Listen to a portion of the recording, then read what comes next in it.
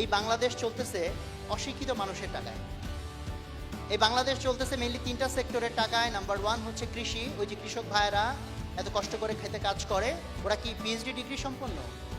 না, পড়ালেখা তেমন একটা করে না। নাম্বার টু আমাদের গার্মেন্টসে যে আমাদের মা বোনেরা কাজ করে, তারাও কি মাস্টার্স করেছে? তোমাদের মধ্যে তো ডিগ্রি পেয়েছে? পায় নাই। নাম্বার থ্রি হচ্ছে রেমিটেন্স। আমাদের যে শ্রমিক ভাইরা বিদেশে ঘন্টার পর ঘন্টা কাজ করে যে টাকাটা পাঠায়, কষ্টের টাকা, তারাও কি অনেক বড়সড় ডিগ্রিওয়ালা মানুষ? না। এই তিনটা সেক্টরের টাকায় বাংলাদেশ চলে। হোয়ারএজ আমরা যারা শিক্ষিত, আমাদের কন্ট্রিবিউশন কি জানো? আমরা বাংলাদেশকে চ্যাম্পিয়ন বানিয়েছি। আমরা যারা শিক্ষিতরা, ওদের চেয়ে কন্ট্রিবিউশন আমাদের বেশি। চ্যাম্পিয়ন বানিয়েছি বাংলাদেশকে, এবং একবার না, দুইবার না, 5 বার চ্যাম্পিয়ন বানিয়েছি। কোন সেক্টরে জানো তোমরা? দুর্নীতিতে। এটা কাদের অবদান? ওই যে খেতে কৃষক কাজ করে ও করছে দুর্নীতি? গার্মেন্টসের মেয়েটা করছে? ওই শ্রমিক ভাইটা করছে? করে নাই। কে করেছে? আমরা যারা শিক্ষিত মানুষ, রাইট?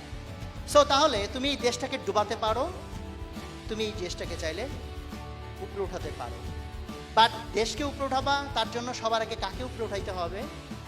নিজেকে, তাই না? এমন একটা কথা বলে গেল না, আরেকজনকে বলো বারবার যে ভাই ময়লা পরিষ্কার করো, তার চেয়ে কি সাইলেন্টলি করে দেখাও।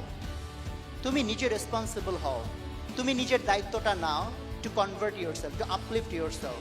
বাদ বাকিরা এমনি চেঞ্জ হয়ে যাবে। সো আমরা সেই বিলিভ করি বাংলাদেশ অন্যরকম হবে। তো তোমরা সবাই ভালো থাকো। Thank you very much. আসসালামু আলাইকুম।